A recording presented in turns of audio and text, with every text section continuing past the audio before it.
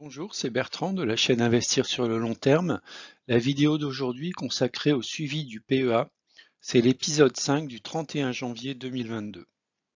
Avertissement, je ne suis pas conseiller financier, cette vidéo n'a pas pour but de vous proposer un placement financier ou un quelconque conseil d'achat, mais uniquement un but pédagogique et de partage.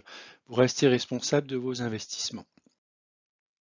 Alors si on regarde le panorama des marchés en janvier 2022, donc on peut voir que le CAC 40 sur le premier mois de l'année a baissé de 2,28%, mais a connu une forte volatilité. Donc c'est ce que j'ai représenté sous forme graphique. On voit qu'entre le point le plus haut et le point le plus bas, en fait, des cours du mois de janvier 2022, on a une volatilité de 8,4%. C'est ce qu'annonçait la majorité des experts financiers des marchés. Donc ils annonçaient une volatilité pour l'année 2022. Donc on voit bien que le mois de janvier confirme bien cette volatilité.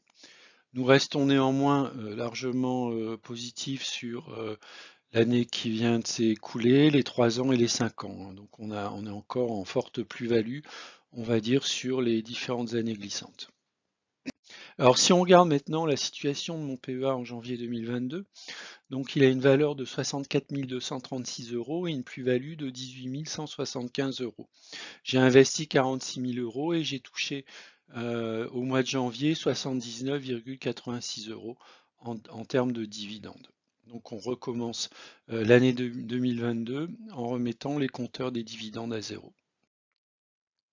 Si on regarde donc l'évolution du PA sur le mois de janvier, on peut voir que au 31 janvier 2022, mon PEA est composé de 45 lignes, 44 actions et un ETF, et a pour liquidité un peu plus de 5 168 euros. Il a connu une progression sur le mois dernier de plus 1,72% sans avoir d'apport en fait qui s'est effectué sur le mois de janvier. Donc on peut dire que j'ai surperformé l'indice en fait sur le mois de janvier. Alors quels sont les faits marquants sur la période? Donc je constate un rendement mensuel du PEA de 1,72% et ce sans apport de ma part. J'ai touché un dividende de 79,86 euros, donc principalement et uniquement dû à la société Total Energy, donc en termes de coupons. Donc j'ai un certain nombre de titres qui sont sortis du PEA et également j'ai effectué une rotation en fait de mon portefeuille dû notamment et en faveur des grosses capitalisations et également des bancaires. Mais ça, on le verra dans le détail sur la vidéo. Autre fait marquant sur la période, donc une prise en termes de prise de position, donc les ventes, donc j'ai vendu toute la ligne sur Claranova. J'ai également allégé sur les actions Prosus, Necon, Orange et Eutelsat. Alors en fait sur Prosus, c'est pas tout à fait vrai. J'ai allégé, j'ai vendu des actions, 6 actions autour des 78 euros que j'ai racheté ensuite autour des 72 euros. Donc j'ai juste effectué une sorte d'achat-vente pour baisser mon prix de revient. En ce qui concerne Nakon, Orange et Eutelsat, ça a bien été des allègements. Sur la partie achat, donc j'ai fait un certain nombre d'achats pour ajuster le PRU, notamment sur Worldline et Métropole TV. Et j'ai renforcé mes positions sur Stellantis, donc BNP, Société Générale, Valeo et Amundi. Sur le coin de la spéculation, donc j'ai ouvert des lignes notamment sur Valneva, ST Microelectronics, Pharmagest et l'ETF Nasdaq, mais vraiment pour, on va dire, non pas une vision lointaine, mais plutôt pour opérer de la spéculation sur le court et moyen terme.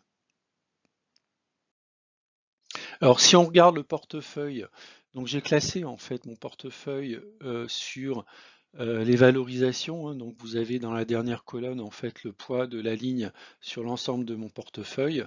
Donc globalement j'ai vraiment une ligne qui est proche des 10%, c'est Total Energy. Et ensuite, on a plutôt des lignes qui sont autour des 5% avec Worldline, Orange, ETT, Rubis, Prosus. euh, et ensuite, on va descendre plutôt dans les 3%. Alors, si on regarde un petit peu ce qui s'est passé sur mon portefeuille, donc j'ai renforcé sur Worldline, principalement pour baisser mon prix de revient. En contrepartie, Worldline est devenue ma deuxième ligne sur mon portefeuille. Alors, elle n'a pas vocation à être une ligne très très importante, hein, c'est juste temporaire, en tout cas je l'espère. Je vais sans doute alléger Worldline dès que les cours reviennent en fait sur des prix assez proches de mon PRU ou au-delà de mon PRU qui est dorénavant de 54,65 euros. Sur Orange, donc j'ai profité en fait des cours d'Orange qui étaient relativement entre guillemets élevés sur les 12 derniers mois. On est quasiment au plus haut, hein, donc j'ai fait un premier allègement autour des 9,95, puis ensuite un deuxième allègement autour des 10,44 €. Donc l'objectif c'était à la fois d'alléger en fait ma position, ma ligne Orange, mais également, pourquoi pas, si l'action Orange revient en fait sur des cours, on va dire, autour des 9,5, voire même un petit peu en dessous, eh bien je reprendrai du Orange pour renforcer mes positions et peut-être en profiter pour baisser encore mon prix de revient. Alors, donc je l'ai dit, je suis rentré assez fortement sur les bancaires, hein, donc ça s'est traduit par 14 actions Société Générale qui ont été achetées, ce qui a légèrement augmenté mon prix de revient qui est aujourd'hui à 27,81, mais je suis toujours en plus-value. Et j'ai également renforcé dans une moindre mesure l'action BNP Paribas en achetant 7 actions. J'ai également renforcé Air Liquide. J'ai acheté 3 actions supplémentaires, ce qui me permet d'avoir aujourd'hui 13 actions. Donc j'ai légèrement augmenté mon prix de revient. Je suis aujourd'hui à 141,73 €. Je suis encore en plus-value. Donc j'attends en fait que le cours repasse en dessous de mon prix de revient pour continuer à renforcer. Donc là, l'action Air Liquide est amenée à rejoindre Total Energy. Voilà, j'espère effectivement que la volatilité des marchés me permettra de renforcer cette action à des cours inférieurs à mon prix de revient. J'ai allégé Eutelsat Communication. Hein, donc j'avais principalement renforcé cette ligne sur les rumeurs de rachat de la société, notamment par Drahi. Donc ces rumeurs s'éloignent, donc j'en ai profité en fait pour prendre un petit peu de plus-value et alléger en fait mes cours. J'en reprendrai éventuellement pour peut-être moyenner à la baisse mon prix de revient unitaire.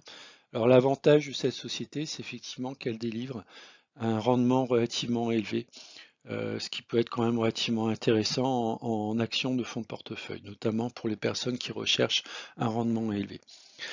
Alors j'ai renforcé également sur Amundi, j'ai renforcé également sur LVMH qui m'a fait monter mon prix de revient, j'étais à 630.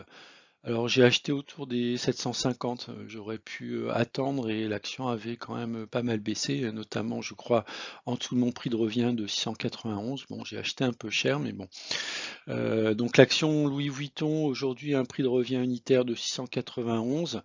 Alors peut-être que j'allégerai si je retourne autour des 780-800 et je renforcerai en fait si je retourne au niveau des 630 €.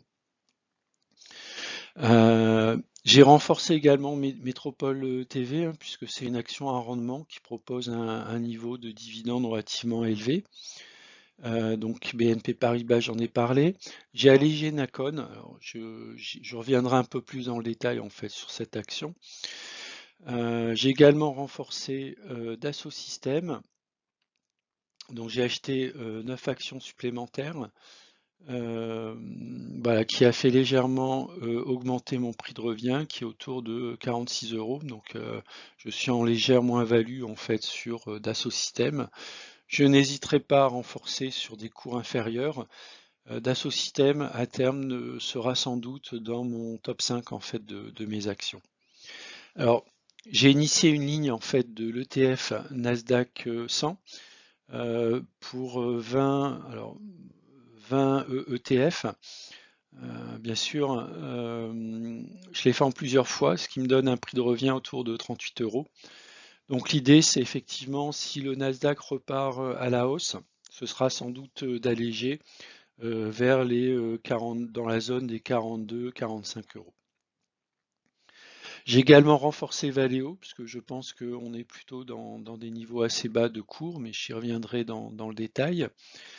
Alors j'ai également j'ai fait des allers-retours spéculatifs sur Valneva, donc j'ai fait un aller-retour perdant, j'ai fait un aller-retour gagnant et j'ai également gardé des positions. Donc j'ai aujourd'hui 23 positions Valneva autour de 16 €, donc c'est à peu près le cours actuel, hein, on est un petit peu en dessous à 15 €.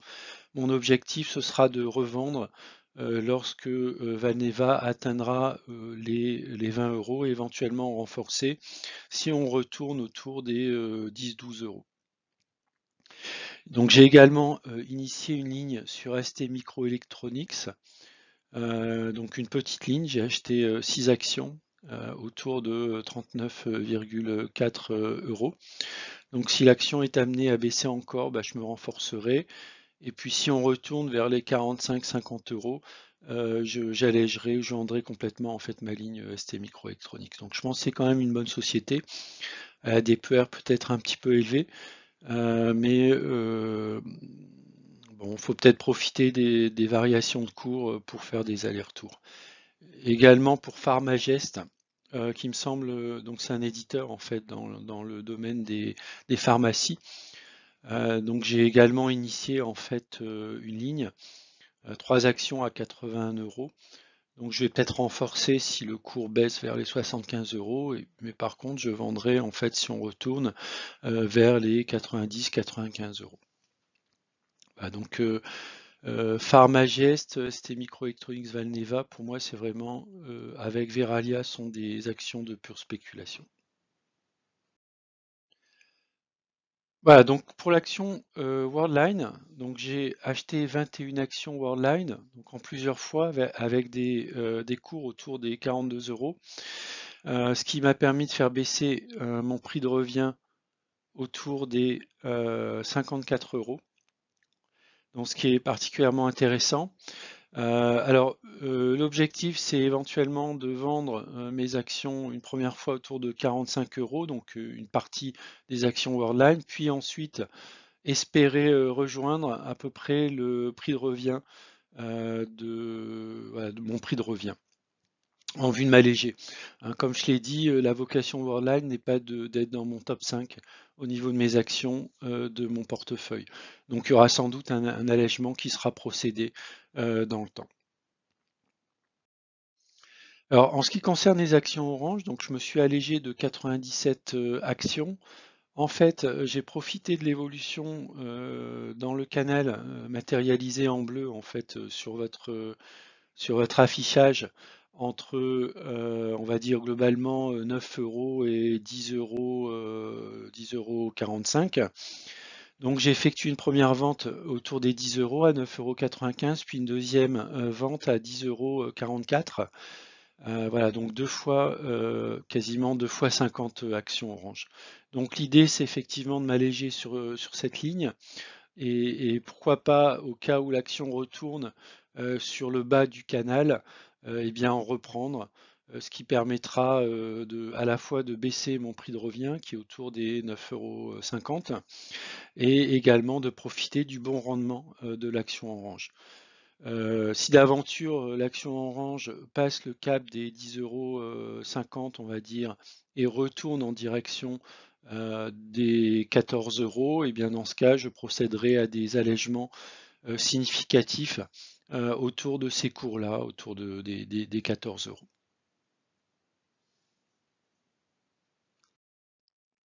En ce qui concerne Société Générale, donc comme je l'ai annoncé, j'ai fait un renforcement sur les bancaires, donc avec 14 actions supplémentaires Société Générale.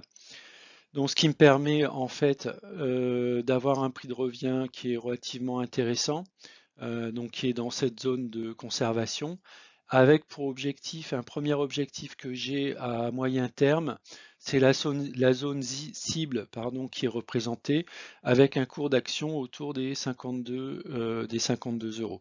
Donc là, autour des 52 euros, je procéderai très certainement à un allègement de la Société Générale. Hein, puisque si on regarde l'évolution historique des cours de la Société Générale, donc c'est une action qui est relativement flat. Alors bien sûr, qui distribue du dividende, mais voilà, ça peut avoir le coup de l'acheter sur des valeurs, sur des cours relativement bas et ne pas hésiter à vendre tout ou partie en fait dès qu'on on se retrouve dans des zones d'allègement ou tout simplement dans les zones de vente. La société Nacon, donc elle évolue depuis un petit moment en fait dans une zone déterminée entre les cours de 4,48 € et 6,02 €. Donc j'ai profité en fait des cours autour des 6 euros pour alléger fortement ma position sur Nikon. Alors je suis quand même un peu en dessous de mon prix de revient qui est autour des 6,30 €. Donc j'ai réalisé quelques moins-values relativement faibles, hein, de l'ordre de 80-90 euros, peut-être 100 euros maximum. Donc l'idée c'était vraiment de m'alléger puisque ma zone on va dire historique sur les quelques derniers mois, la zone haute était atteinte. Et j'ai bien eu raison de m'alléger puisque le cours de Nikon n'a pas cessé de rebaisser en quelques jours pour revenir autour des 5,27 €. Donc je vais peut-être encore attendre. Si l'action continue de baisser, je risque d'en reprendre en fait autour de la zone d'achat qui est dans la zone 4,50 €, 4,70 €. Dans tous les cas, en dessous de 5 euros, ce qui me permettra, pourquoi pas, de faire baisser mon prix de revient et de la faire rentrer dans la zone que j'ai délimitée ici avec les deux traits en bleu. Donc allègement sur Nacon. Renforcement sur Valeo. Hein, donc, alors Valeo évolue depuis à peu près septembre 2021 vers un range, un canal qui est plutôt haussier, hein, avec un pic qui a été atteint autour de la mi-novembre, fin novembre 2021, 17 novembre. Et on voit que le cours est actuellement sur une zone de renforcement pour moi, autour des 24 euros. Donc à ce niveau-là, j'ai pas hésité à me renforcer, sachant que ma zone d'allègement cible se situe autour des 29 euros. Bien sûr, avec le risque, c'est la droite là que j'ai représentée en fait en bleu, qui coupe le canal ascendant, qui peut représenter peut-être une barrière, une résistance en fait pour l'évolution du cours de Valeo. Donc je serai néanmoins attentif en fait autour des, on va dire autour des 27 euros. Peut-être que je m'allégerai, ce qui me permettra de faire une légère plus-value. Si j'ai 12 actions avec une petite plus-value de 3 euros par action, ça peut faire 36 euros de plus-value, soit à peu près une 12-13% en fait de plus-value sur Valeo. Voilà. Donc si on regarde maintenant de manière un peu plus générale les variations de mon PRU, j'ai quand même 30 actions qui sont en plus-value par rapport à mon prix de revient unitaire, ce qui correspond aux 2/3 en fait du portefeuille, avec toujours de fortes plus-values pour Katana Group, Reworld Media, GL Events, Freelance et également Total Energy. Hein, donc on est sur des plus-values de plus de 50%. Je n'allège pas pour l'instant sur ces différentes valeurs. Peut-être que je le ferai éventuellement sur GL Events lorsqu'elle aura peut-être atteint un cours suffisant pour en vendre une partie. En ce qui concerne les actions à la traîne, donc ça n'a pas tellement changé depuis le mois dernier, bien que j'ai renforcé sur la ligne Worldline, elle est toujours en forte moins-value sur mon portefeuille, puisqu'elle représente une moins-value de quasiment 22%. Atos, j'ai pas touché à Atos, hein, donc j'attends. J'attends éventuellement la publication des résultats annuels et également les grands changements, on va dire, stratégiques, les annonces stratégiques en fait autour de cette société. Donc Atos, Worldline et Nikon donc j'ai plus de moins 10% de moins-value. Donc l'idée sur ces différentes actions, c'est de faire un travail sur les positions pour faire baisser le PRU. Donc, ce ne sont pas des actions sur lesquelles je vais me débarrasser sur le très court terme. Par contre, BioUV, je souhaite sortir de cette action, donc à moyen terme du portefeuille, malgré des fondamentaux solides. Donc j'espère que BioUV va publier de bons résultats annuels, ce qui pourrait être un booster en fait sur l'action. Par contre, je ne vais pas forcément chercher à faire une forte plus-value sur cette action. Donc si je m'en sors autour du prix de revient qui est autour des 6 euros, je vendrai l'ensemble de mes actions autour des 6 euros. Alors les valeurs spéculatives du portefeuille, donc on va commencer par Valneva. Donc si on regarde en fait l'évolution graphique de Valneva, on voit qu'il y a plutôt on va dire une droite qui est ascendante sur laquelle le cours évolue. Donc on peut dire qu'on est quand même en trend following avec une volatilité qui est très très forte sur Valneva. En fonction des annonces qui sont faites par la société sur les marchés, celui-ci réagit de manière très très forte. Donc ça peut être effectivement une belle opportunité pour réaliser des plus-values sur un laps de temps relativement court. C'est ce que j'ai fait sur Valneva, notamment en achetant autour des 14 euros et en revendant autour des 16-17 euros. Alors on peut faire de belles plus-values, on peut faire aussi de belles moins-values sur Valneva. ST Microelectronics, donc c'est une société qui est quand même depuis 2017 dans un canal ascendant, donc c'est une société qui est portée énormément par les semi-conducteurs. Donc voilà, donc je vais jouer ST Microelectronics sur une continuité de la hausse avec pour moi c'est une approche purement spéculative, je ne suis pas sur le long terme sur ST Microelectronics. Pharmagest. Alors Pharmagest, donc c'est une société qui évolue dans un canal descendant depuis quelques semaines. Donc j'espère on est actuellement dans un niveau bas de ce canal descendant. Donc l'objectif c'est de le prendre à ces cours-là et de les revendre sur des cours autour des 90 euros. Voilà. Donc l'objectif c'est de faire une plus-value sur un très court terme. Et enfin l'ETF Nasdaq, donc qui lui est dans un trend haussier depuis bien sûr un petit moment, qui a connu donc une période d'incertitude sur la fin de l'année, mais qui semble se reprendre. Donc voilà, j'ai repris de l'ETF Nasdaq autour des 38 euros. Mon objectif, ce sera de le vendre dès qu'on va passer à peu près la moitié du canal haussier. Donc voilà pour ces 4 valeurs, Valneva, STM, Pharmagest et ETF Nasdaq. En ce qui concerne donc le suivi des actions analysées, donc ce qu'on peut voir, c'est effectivement, donc j'ai rajouté une colonne qui est le degré d'exposition. Alors pour moi, le degré d'exposition, c'est le nombre de fois, le nombre de multiples de 500, hein, puisque mon palier personnel d'investissement est de 500 euros. Alors, ce qui me permet de mettre en cohérence à la fois le statut, hein, est-ce que j'achète, je vends, j'allège, etc. C'est également en fonction de mon exposition. Je prends un exemple. Par exemple, sur Worldline, j'ai achat fort. Par contre, j'ai un degré d'exposition assez fort qui est de 6. Donc, je ne vais pas forcément acheter à nouveau une ligne Worldline puisque je suis relativement exposé sur cette action. Par contre, si on regarde Ruby, potentiellement, bon, j'ai un niveau d'exposition inférieur à Worldline, je pourrais tout à fait me renforcer sur l'action Ruby. C'est pas forcément ce que je vais faire, mais c'est un indicateur qui me permet de savoir où j'en suis.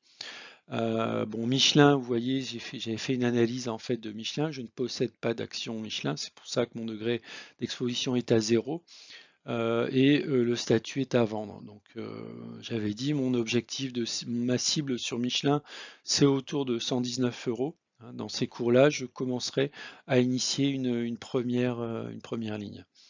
Donc si on regarde par exemple des actions comme Société Générale, je suis toujours dans une zone de conservation. Dès lors qu'on va s'approcher de cette zone des 49,50 €, eh bien sans doute que je vais m'alléger en fait sur la Société Générale. Hein, typiquement, il y a quelques semaines, je m'étais allégé sur AXA, je m'étais également allégé sur GTT. Hein, je vois GTT à 81. J'ai fait un premier niveau d'allègement, sachant que je me suis positionné relativement haut. Je me suis mis une cible à 89 €. Donc si GTT atteint les 89 €, je n'hésiterai pas à alléger. Si on regarde également Sanofi, hein, donc j'ai une cible autour des 96 €. Si l'action Sanofi dépasse les 96 €, je vais très certainement alléger, même si je suis relativement peu exposé sur la société. En ce qui concerne Total, pareil, je suis très exposé, hein, c'est la société sur laquelle je suis le plus exposé. Sans doute que je mettrai des objectifs de vente qui seraient plutôt vers les 58 €. Donc, alors d'où viennent en fait ces statuts et puis les valeurs ici de min et de max? Eh bien, elles viennent tout simplement des vidéos dans lesquelles j'ai fait une analyse des différentes sociétés et sur chacune des vidéos, j'ai déterminé de manière graphique mes points d'entrée en fait en termes d'achat, achat fort, conservé, allègement, vente. Donc, si vous découvrez la chaîne, vous pouvez voir que dans les playlists, j'ai une playlist qui s'appelle Analyse d'action dans laquelle j'ai mis l'ensemble des actions qui ont été analysées. Ce qui me permet, moi, à titre personnel, de pouvoir faire un suivi de mes actions au quotidien, de voir très rapidement via un système de couleurs si je dois lancer ou pas un ordre d'achat ou de vente. Voilà. Donc la vidéo est terminée. Je vous remercie de l'avoir regardée et je vous dis à bientôt. Au revoir.